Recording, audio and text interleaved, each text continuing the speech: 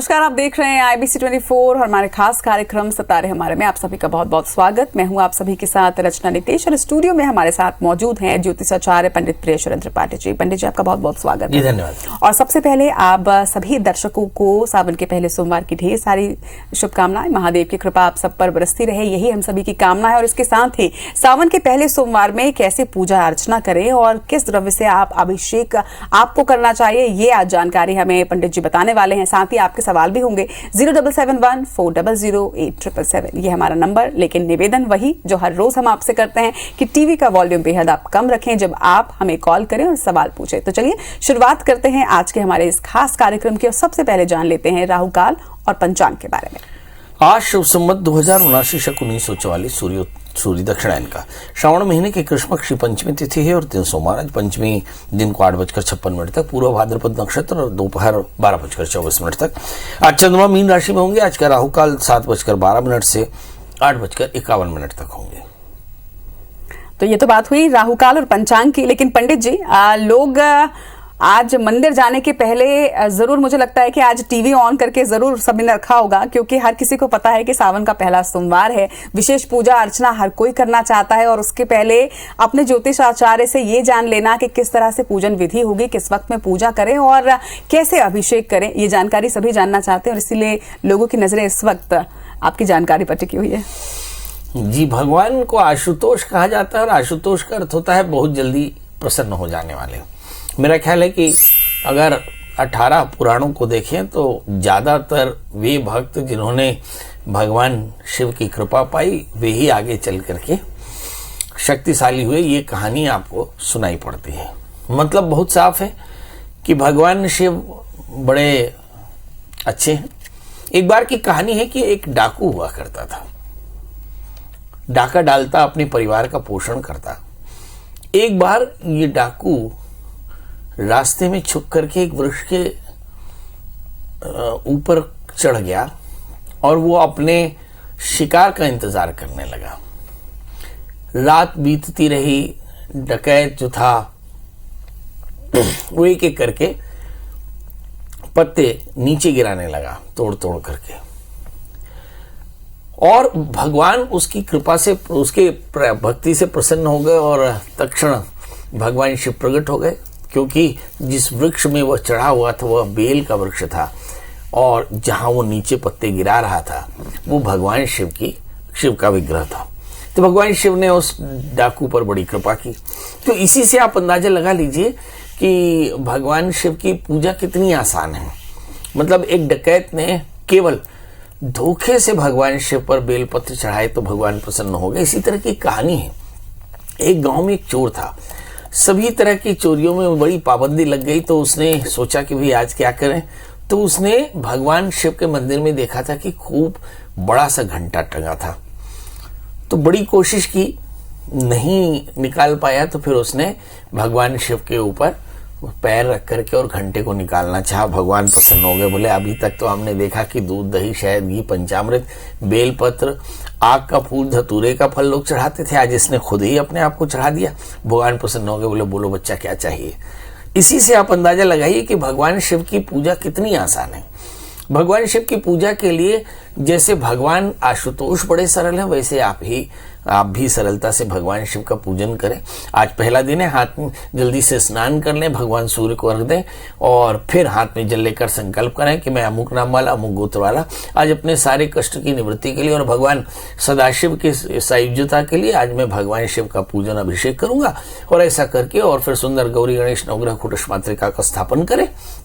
फिर सभी का षोडशोपचार से पूजन करके, यदि आप पार्थिव पूजन करना चाहते हो तो सांप की बाबी की मिट्टी लेकर के भगवान के 12 लिंग बनाए, 12 लिंग बना करके और भगवान की प्राण प्रतिष्ठा करके पूजन करें। यदि आपके पास में भगवान शिव का विग्रह हो परिवार सहित तो भगवान के परिवार सहित का ध्यान करें। तो भगवान का परिवार क्या है? वैसे तो संसारी भगवान का परिवार है, मगर ऐसा माना जाता है कि भगवान शिव के परिवार में अम्बा यानी पार्वती, भगवान शिव, गणेश, कार्तिकेय, नंदी, इसके अलावा कीर्तिमुख और वीरभद्र, कुबेर, चंद्रमा, तक्षक, और भगवान शिव के सारे शस्त्र अस्त्र, ये भगवान शिव का परिवार है। तो ऐसे सपरिवार भगवान की पूजा करके भगवान को पंचामृत से भोग लगा, पंचामृत से अभिषेक करना चाहिए मलापकर्ष पूजन के द्वारा। मलापकर्ष पूजन विद्वानों के द्वारा किया जाने वाला एक प्रयास है। इसमें नमक चमक के साथ बड़े प्रेम से नमः शंभवाय चमयो भवाय च, नमः शंकराय चमयस्कराय चमय, नमः शिवाय शिवतराय च, ऐसे भगवान का नमक चमक के साथ अभिषेक करके और सुंदर भगवान की पंचामृत का भोग लगा करके आरती पुष्पांजलि करें और फिर यथाशक्ति भगवान को भोग लगाकर और गरीबों में भोजन कराएं और फिर अगले दिन व्रत का पारण करें। ऐसा करने से आप देखेंगे आपकी सारी मनोकामनाएं पूर्ण हो जाएंगी। चलिए, तो सावन के पहले सोमवार में पूजन विधि क्या होनी चाहिए और कैसे अभिषेक करें, ये तमाम जानकारी पंडित जी ने आपको दी और इसके साथ साथ और भी कई बातें हम चर्चा जो है वो करते रहेंगे लगातार, लेकिन साथ साथ कॉलर्स को भी निराश नहीं करेंगे, उनके सवाल भी साथ साथ लेते चलते हैं। पंडित जी गुना से इस वक्त सिकंदर जी हमारे साथ हैं, अपना सवाल पूछेगा, इसके साथ ही अपनी जन्मतिथि, समय और स्थान बताइएगा। जी सलाम पंडित जी। अस्सलाम वालेकुम, बताइए। वालेकुम सलाम जी। मेरी जो है ये बच्चे की जन्म तिथि है 1/1/1997। 1/1/1997। 3 साल हो गए। 1 जनवरी बताया आपने, 1 फरवरी बताया, 1/1/1997। जी जी, 1/1/1995। और समय? हाँ, समय सुबह शाम 5 बजे। और जन्म स्थान? जन्म स्थान शेखपुर, गुना, जन्म स्थान गुना। जी जी, बताइए क्या जानना चाहते हैं। ये बच्चे का नाम है नाजिद खान। 3 साल हो गए, शादी हुई, बच्चे नहीं हो रहे। शादी हो गई, बच्चे नहीं हो रहे, क्या करना चाहिए? आइए देखते हैं। इस बच्चे का जन्म लग्न मिथुन है, इसकी राशि धनु है, इसके 5वें स्थान में राहु है। राहु माना हमारे यहाँ बोलते हैं संकट, प्लैनेट ऑफ प्रॉब्लम। यदि 5वें स्थान में हो जाए तो संतति अवरोध होता है। ऐसी स्थिति में क्या करना चाहिए? तो बच्चे से कहें कि अपनी पत्नी से शनि का रोजा करे, काली चीजों की ज़कात निकाले, 1 वक्त की नमाज कम से कम अता करे और जरूरतमंदों की सेवा करें। आप देखेंगे बहुत जल्दी 1 वर्ष के भीतर ही आपके बच्चे को एक सुंदर सा बच्चा हो जाएगा। चलिए, जल्दी आपके जीवन में खुशियां आए, यही हम कामना करते हैं। और अगले कॉलर के ओर रुख करने से पहले पंडित जी, वैसे तो भगवान भोलेनाथ, जैसा आपने कहा कि बहुत ही सरलता से मान जाते हैं और कृपा उनकी बरसती रहती है। सिर्फ जल से भी अभिषेक करने से भगवान भोलेनाथ प्रसन्न हो जाते हैं, वो इतने भोले होते हैं। लेकिन फिर भी अभिषेक का बहुत महत्व है। अलग अलग द्रव्य से जिस तरह से अभिषेक किया जाता है उसकी महत्ता थोड़ी आज बताइएगा। देखिए, हमारे यहाँ पे 5 द्रव्य होते हैं जिसे पंचामृत कहा। पंचानाम अमृतानाम समाहारः। 5 अमृतों का योग जो है वह पंचामृत कहलाता है। इसमें पहला होता है दूध, दूसरा होता है दही, तीसरा होता है शहद, चौथा होता है इक्षुरस यानी शर्करा और 5वां होता है घी। ये 5 रसों से भगवान का अभिषेक कराया जाता है। इसे पंचामृताभिषेक कहते हैं। इसका मतलब है पहले दूध से, फिर दही से, फिर शहद से, फिर घी से, फिर शर्करा यानी इक्षुरस से कराया जाता है। इसके अलावा भक्त अपनी श्रद्धा से भगवान का अभिषेक करते हैं। कुछ लोग तिल से भगवान का अभिषेक करते हैं। सभी प्रकार के कष्टों की निवृत्ति के लिए तिल से अभिषेक करते हैं। कुछ लोग तिल के तेल से भगवान का अभिषेक करते हैं। कुछ लोग केवल घी से अभिषेक करते हैं। कुछ लोग शहद से भगवान का अभिषेक करते हैं। कुछ लोग केवल गंगा जल से भगवान का अभिषेक करते हैं। कुछ लोग दूध और जल से अभिषेक करते हैं। हमारे यहाँ पे शास्त्र में चार ही चीजें भगवान देवताओं को देने की बात कही। इसके अलावा आपकी मर्जी है। पत्रम पुष्पम फलम तोयम। पत्र, पुष्प, फल और जल। तो पत्र में बेलपत्र चढ़ा दें, पुष्प में कनेर का फूल या आक का फूल चढ़ाएं और विजया का फल चढ़ाएं, विजया का पत्ता चढ़ाएं यानी। और फिर इसके अलावा भगवान को सुंदर साफ जल और दूध से भगवान का अभिषेक कर दें। इतना बड़ा जरूर करें। और अलग अलग कामनाओं से अलग अलग आचार्यजन भगवान के लिए खूब प्रयोग करते हैं। पर मेरा ऐसा मानना यह है कि भगवान इतने सहज हैं कि आपने किसी भी द्रव्य से आप भगवान शिव का अभिषेक करें तो आपकी सभी मनोकामनाएं पूर्ण होती हैं।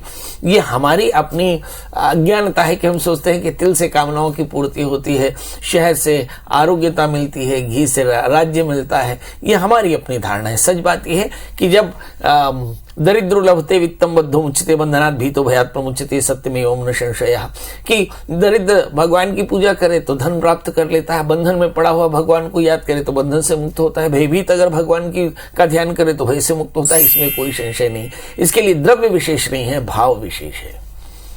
बिल्कुल। तो इस तरह से अभिषेक करें आप, और इससे निश्चित तौर पर महादेव की कृपा जो है वो बरसेगी। और जिस तरह से पंडित जी ने कहा कि भाव जो है वो सच्चा होना चाहिए, मन साफ होना चाहिए, तो फिर भोलेनाथ की कृपा आप पर जरूर बरसेगी। चर्चा हम करेंगे कि सावन के सोमवार में क्या ना करें, लेकिन उसके पहले एक कॉलर का रुख करते हैं। ग्वालियर से हमारे साथ अनिल जी हैं। अनिल जी अपना सवाल पूछेगा, साथ ही अपनी जन्मतिथि, समय, स्थान बताइएगा। अनिल जी फटाफट डेट ऑफ बर्थ, टाइम और प्लेस बता दें। पंडित जी, मेरा जन्म 19/8/1965। हेलो। हाँ जी। 19/8/1965। और जन्म समय 10:15 रात का 10:15। रात का 10:15। नहीं, सुबह का, रात का? रात्रि। और जन्म स्थान? ग्वालियर जी, ग्वालियर। बताएं क्या जानना चाहते हैं। पंडित जी, मेरा जीवन आगे कैसा व्यतीत होगा और मेरा प्रॉपर्टी वगैरह मकान कब तक बन पाएंगे मेरे? एक बार फिर से प्रश्न दोहराएं। मेरा आगे का जीवन कैसा रहेगा? आगे का जीवन कैसा रहेगा? और दूसरा? मकान अभी तक नहीं ले पाया, मैंने बनाया कुछ तो। करते क्या है भैया आप? मैं चिकित्सक हूँ। चिकित्सक जी, मैं डॉक्टर हूँ। डॉक्टर। वाह। डॉक्टर। मैं आपको ग्वालियर की एक तहसील बताता हूँ। मैं अपने जीवन में मैंने बड़ी यात्राएं की हैं जी, और बड़ी प्रोफेशनल यात्राएं की हैं, मगर सबसे ज्यादा प्यार ग्वालियर में पाया। अच्छा। हाँ, तो यहाँ के लोगों का स्नेह बड़ा जबरदस्त है। क्या बात है। और मैं इस बात के लिए हमेशा ही ग्वालियर के लोगों का बड़ा सम्मान करता हूँ। इसीलिए जब ग्वालियर आता है तो मतलब मन में प्रफुल्लता आ जाती है। चलिए आइए देखते हैं। आपका जन्म लग्न मेष है और आपकी राशि भी मेष है। इसका मतलब है you are good as a doctor. मेष लग्न में जातक को रस और रसायन बड़ा सिद्ध होता है। और जहां तक सवाल संपत्ति का है, दूसरे स्थान में राहु है। संपत्ति के योग बड़े प्रबल हैं क्योंकि चतुर्थेश लग्न में है। भगवान ने चाहा तो वर्ष 2023 में आपको बहुत अच्छा घर, बड़का वाला घर मिल जाएगा। दूसरा प्रश्न, आगे का जीवन कैसे बीतने वाला है? मुझे लगता है आधी बीत गई, आधी बाकी है। आधी बढ़िया बीती है, आगे बढ़िया बीतेगी। असल में हम देखें कि ये प्रश्न आपके मन में इसलिए आया क्योंकि आपकी जीवनचर्या बदलने वाली है। अभी शनि की महादशा में शनि का अंतर शुरू हुआ है अप्रैल 2022 से, और शनि आपके एकादशेश है, दशमेश है। इसका मतलब आने वाला समय आपका न केवल सत्ता के नजरिए से, अधिकार के नजरिए से, लाभ के नजरिए से अच्छा रहने वाला है, बल्कि आपके जीवन में खुशी के नजरिए से भी अच्छा रहने वाला है। और इसके बाद बुध की अंतर्दशाएं चलेंगी। बुध और मेरा ख्याल है बुध की महादशा चलेगी, फिर केतु की दशा। मतलब कुल मिलाकर के मुझे से लगता है कि आने वाला समय आपके लिए बड़ा अच्छा है। आपको जीवन में किन चीजों का ध्यान रखना चाहिए? दूसरे स्थान में राहु है। शेयर, स्टॉक्स या किसी भी प्रकार का स्पेकुलेशन या किसी की गारंटी, जमानत, डॉक्यूमेंट, पीडीसी चेक देना, इससे थोड़ा सा सावधानी रखेंगे। दूसरा 8वें स्थान में केतु है। यात्रा करते समय सावधान, खासकर चतुष्पद से यानी 4 पैर वाले जीवों से, मशीनों से थोड़ा सावधान रहेंगे। तीसरी बात, आपको क्या कोई स्टोन पहनना चाहिए? जरूर पहन सकते हैं। मेष लग्न में एक 8 कैरेट का अच्छा सा पुखराज और अच्छा सा मूंगा और एक अच्छा सा माणिक्य। तो आपको 3 में से 2 स्टोन पहनने हैं। माणिक्य के साथ में आप पुखराज पहन लें या मूंगी के साथ पुखराज पहन लें। क्या आपको किसी प्रकार का व्रत करना चाहिए? जरूर करना चाहिए। बृहस्पति आपके भाग्येश है, बृहस्पति का व्रत करें, साथ में गुड़ चने का दान किया करें तो कल्याण होगा। चलिए जल्दी से अपने अगले कॉलर की ओर रुख कर लेते हैं। हमारे साथ इंदौर से पद्माकर जी हैं। पद्माकर जी अपना सवाल पूछिएगा, साथ ही जन्मतिथि, समय और स्थान बताइएगा। पंडित जी नमस्कार। जी नमस्कार। बालक के बारे में पूछना था पंडित जी। जन्म दिनांक है 9 अगस्त 1994। समय 1:10 दोपहर। जन्म स्थान इंदौर। जी बताइए क्या जानना चाहते हैं? एक सर, यो बालक को जो है 4 व्हीलर गाड़ी खरीदना है, तो उसके योग कब बन रहे हैं वो बताइएगा। और दूसरा जो है इसके विवाह के योग कब है? इसको कोई लड़की पसंद तो नहीं है? हाँ, लड़की पसंद तो है। पसंद है? हाँ, फ्रेंड है उसकी एक। अच्छा, बहुत बढ़िया। पर बड़ा प्रश्न है कि बच्चा शादी का निर्णय नहीं ले पा रहा है और शादी इसकी मई 2023 के बाद होगी। अब सवाल यह है कि ऐसा क्यों? क्या इसकी शादी में कोई व्यवधान है? वो भी देख लेते हैं। इस बच्चे का जन्म लग्न तुला है और इसकी जो राशि है वो है सिंह। शुक्र की अंतर्दशाएं चल रही हैं जो मई 2023 तक चलेंगी। इसका मतलब है बच्चा 2023 तक शादी का निर्णय नहीं लेने वाला है, ऐसा आप मान सकते हैं जी। दूसरा प्रश्न, शुक्र की अंतर्दशाएं चल रही हैं तो क्या बच्चा 4 व्हीलर ले सकता है? एकदम लेगा। भूमि वाहन मकान के योग बड़े प्रबल हैं क्योंकि शुक्र की दशा में यही इन्वेस्टमेंट के योग थोड़े से ज्यादा बनते हैं। इसी के चलते आर्थिक जो कैश लिक्विडिटी है, कैश फ्लो की कमी के कारण ही शादी का निर्णय थोड़ा विलंबित होता है। तीसरी बात, क्या इसकी शादी में कोई परेशानी है?